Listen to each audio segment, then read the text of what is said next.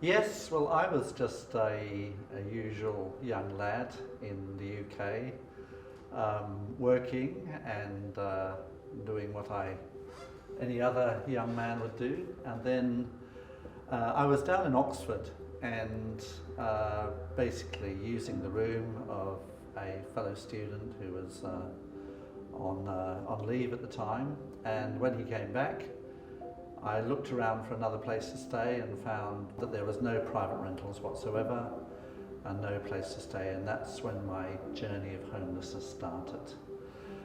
Initially we started by squatting in many places. Eventually I went onto the streets. The trains were a very good place to sleep. Cemeteries were very busy at night, would you believe? Parks of London were always good. Of course in winter one would pack one's clothes with newspaper, which looked a bit like the Michelin Man. And also if you hung around and slept next to London Underground stations, there was a nice updraft of warm air which would help you out. So I think that was really my period of sleeping rough, really, which is like many people in Victoria right now. And I got out of that by setting up a cooperative with friends in a derelict street.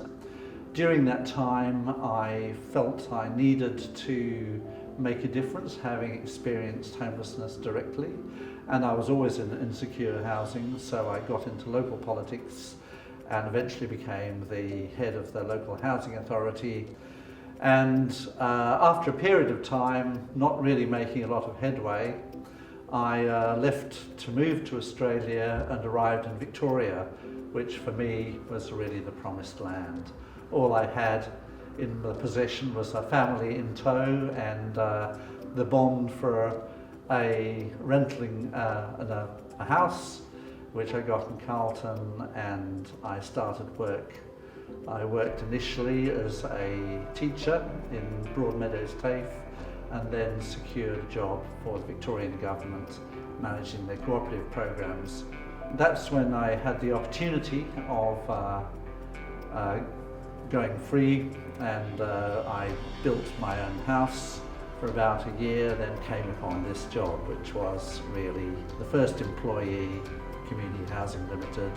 It was just a piece of paper on a shelf, a constitution, and I was required to by my board of directors to buy a desk, to connect a phone, and if in 6 months' time nothing much had happened, then they would say I was a very nice chap and perhaps look for somebody else.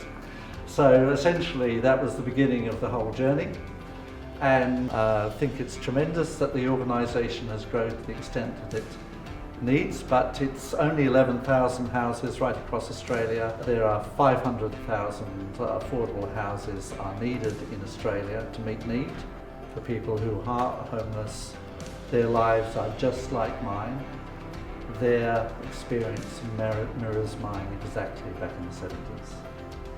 Homelessness on the streets of Melbourne and in other cities of Australia is a result of the housing affordability crisis. And we do hope that all of the community recognises this need